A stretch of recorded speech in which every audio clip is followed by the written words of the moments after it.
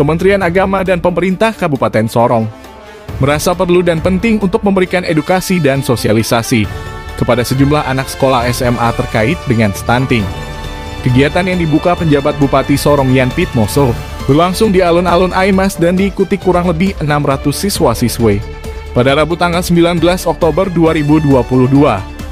Penjabat Bupati dalam sambutannya mengatakan, kegiatan ini sangat penting untuk memberikan pengetahuan sekaligus sosialisasi kepada anak sekolah terkait dengan kasus stunting itu sendiri. Sehingga dari pengetahuan yang telah diperoleh menjadi acuan bagi mereka untuk mengenal kondisi dan ciri orang yang mengalami stunting dan cara mencegah kasus stunting pada anak. Tujuan dari kegiatan ini tidak lain adalah sebagai upaya pencegahan stunting sejak dini, sehingga nantinya tidak mengganggu tumbuh kembang anak ke depan. Kegiatan hari ini merupakan satu bentuk komitmen dalam rangka percepat penurunan stunting melalui bimbingan perkawinan pra-remaja, pranikah remaja dan usia sekolah. Tapi tentunya juga sosialisasi pernikahan dini dan kesehatan produksi. Hal ini sejalan dengan peraturan peraturan Presiden nomor 27 tahun 2001 tentang percepatan penurunan stunting. Anak-anakku, program stunting ini program nasional.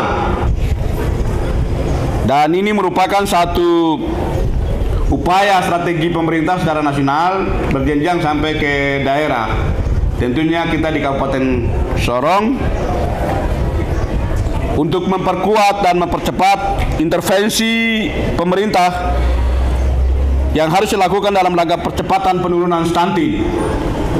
Anak-anak sekalian, angka prevalence kasus stunting di Kabupaten Sorong itu 274 kasus. Itu hanya baru 5 distrik dari 30 distrik.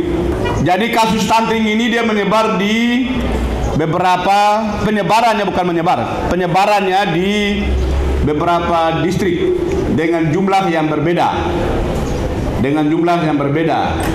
Saya ingin untuk menyampaikan atau memberikan edukasi pengetahuan kepada anak-anak sekalian bahwa stunting itu sesungguhnya adalah masalah gizi kronis.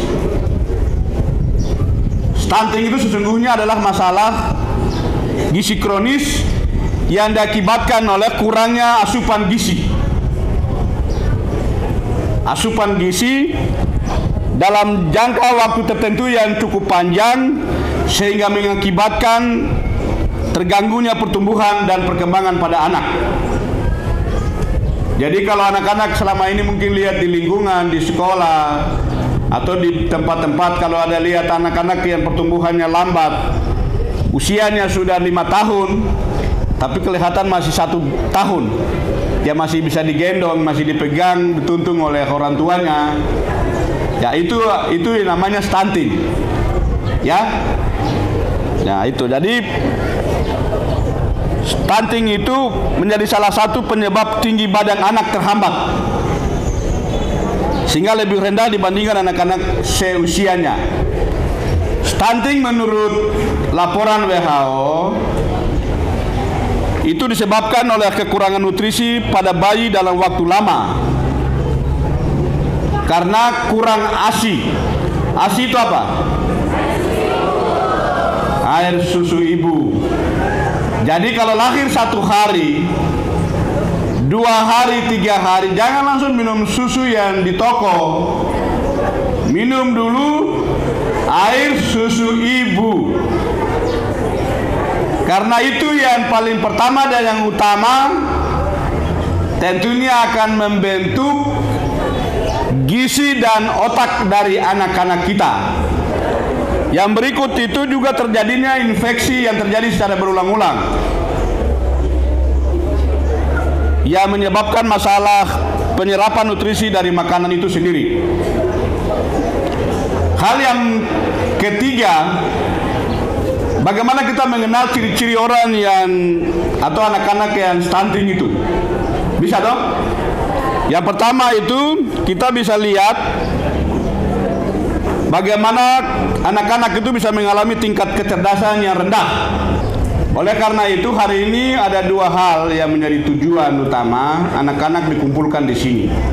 Yang pertama, dari orang tua kita, beliau-beliau yang ada di depan ini, memberikan edukasi, sosialisasi, atau menyampaikan informasi bahwa kasus stunting kita di Kabupaten Sorong ini cukup tinggi. Penyebarannya ada di kampung-kampung, di kelurahan-kelurahan, dan di distrik-distrik, menyebarnya hampir secara merata, tapi angkanya selalu bervariasi, berbeda-beda.